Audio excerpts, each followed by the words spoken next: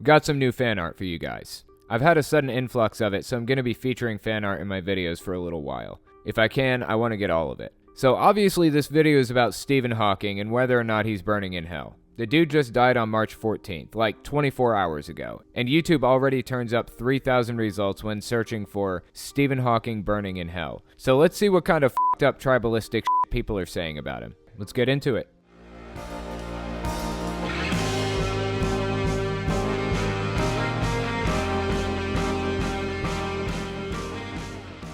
So I just read online that Stephen Hawking passed away.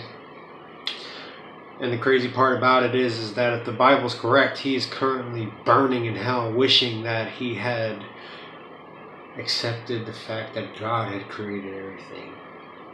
Look at the smile on this dude's face. What's there to smile about? I heard this interesting argument from Cosmic Skeptic, and I felt like it was pretty compelling. Think about it this way. What's the worst crime in the world? Let's say there's a serial killer who killed 200 people in separate events. I think that's the record for the number of murders by one person, between 172 and 300 victims. The serial killer was Louis Garavito. What happens to them? Well, that specific guy got sentenced to 22 years in prison, but usually when somebody does something so heinous, they get multiple lifetime sentences. I think a life sentence is considered to be 25 years in prison with the possibility of parole. If you get multiple life sentences, you basically have no chance of parole. At least that's how it works in the US. So people will get like 10 life sentences, so they get sentenced to 250 years before they can get parole. Obviously, they're going to rot in there. And as a side note, the person with the longest prison sentence in US history was Terry Nichols, whose sentence started in 1995. He was given 162 life sentences, plus 93 years without parole. This is a quote from the article on Wikipedia about his arrest. Convicted of 161 counts of first-degree murder, first-degree arson, and conspiracy by the State Court of Oklahoma for his part in the Oklahoma City bombing of April 19, 1995.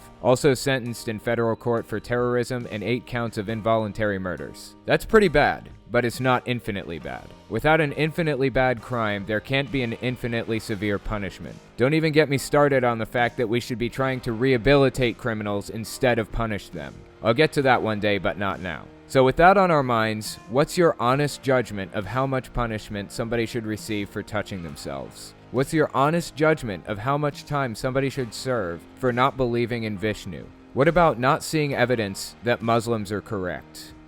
What about not seeing evidence of Yahweh? Is it an infinitely bad crime? Does it deserve not just eternal imprisonment, but eternal torture? Does anybody really deserve torture at all? That's so crazy, right? Like the number one scientist in the world who is famous here has just bit the dust and entered into the pit of eternity. For the fear of God who is not in him, and has rejected the Son of God. Whew. You know what? We all deserve it. The God in his love hath made a way for us.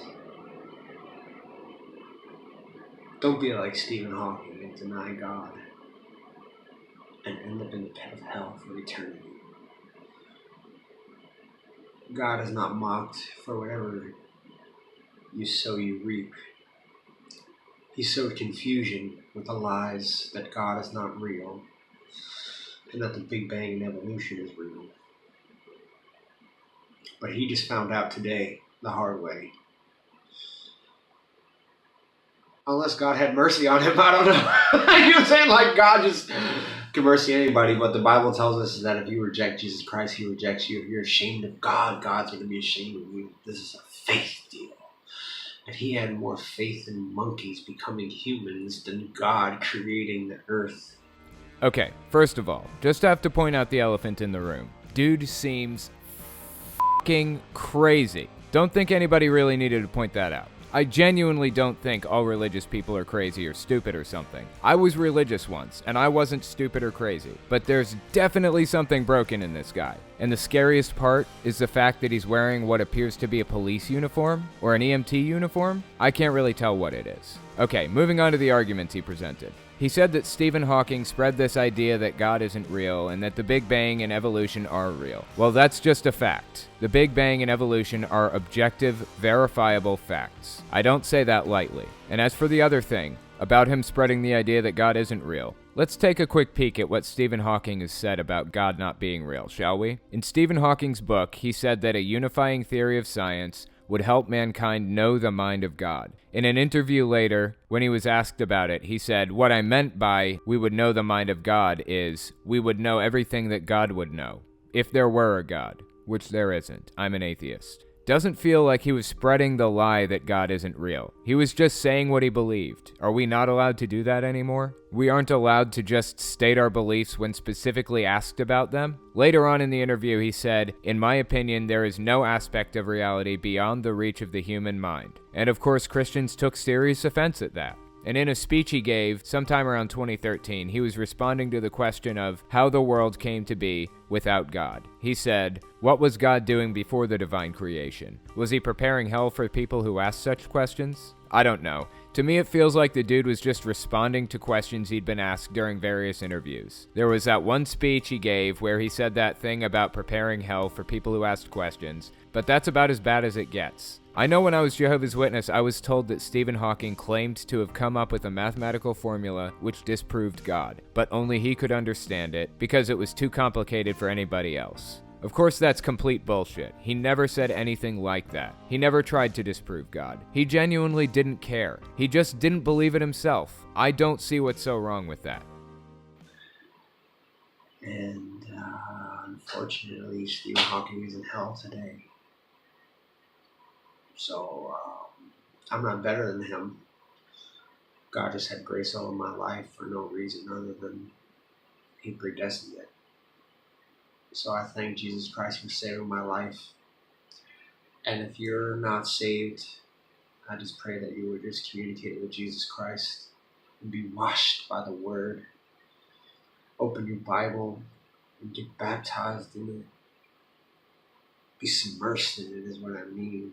So this guy felt the need to say he doesn't feel like he's better than Stephen Hawking. Something gives me the distinct impression that he does feel that way. And as a side note, how does he know that Stephen Hawking didn't give his heart to Jesus on his deathbed? It's possible. Not likely, but possible. And while we're talking about deathbed confessions, I want to mention one of my favorite writers of all time, Voltaire. Dude lived from 1694 to 1778, and he was an atheist. In that time, can you imagine? Atheists were practically unheard of because nobody had an explanation for how the world functioned or how we could have possibly appeared on this planet. Most people were at least deists. So here's a quote from a Nobel Prize recipient, Robert E. Lucas, about Voltaire. When Voltaire was dying in his 80s, a priest in attendance called upon him to renounce the devil. Voltaire considered his advice, but decided not to follow it. "This is no time," he said, "to be making new enemies." This was presented as a quote from Voltaire, but I don't actually know if it was. There are a lot of different versions of it from different sources, but I still love it. Just for the hell of it, let's have a couple more quotes from Voltaire.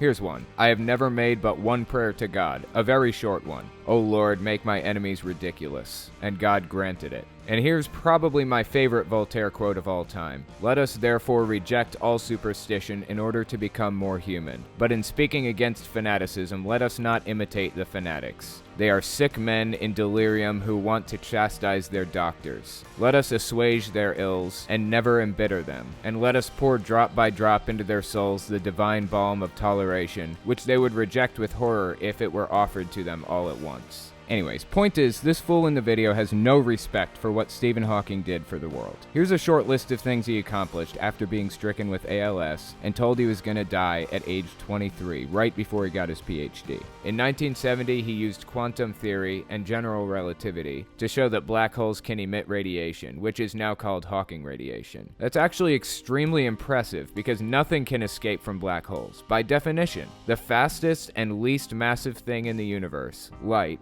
can't escape black holes' gravity, but he successfully showed that it does emit radiation. 1973, he discovered that black holes can leak energy and particles into space, and they can explode in a fountain of high-energy sparks. 1988, he published the book A Brief History of Time, which was later edited to be a little easier to read without losing much of its content, and was renamed A Briefer History of Time. Definitely worth a read. I would suggest it to anybody. It hit the Guinness Book of World Records as an all-time bestseller in 1988. 1993, he published Black Holes and Baby Universes and some other essays, a collection of scientific articles talking about different ways in which the universe might work. 2002, he released another book called On the Shoulders of Giants, which talks about some of the best visionaries in the history of science. That name, On the Shoulders of Giants, is significant because Newton famously said, "If I have seen further than others, it's by standing upon the shoulders of giants." The dude's life work was focused on black holes. He discovered incredible things about them. He invented equations to describe the way the universe works. He was a giant.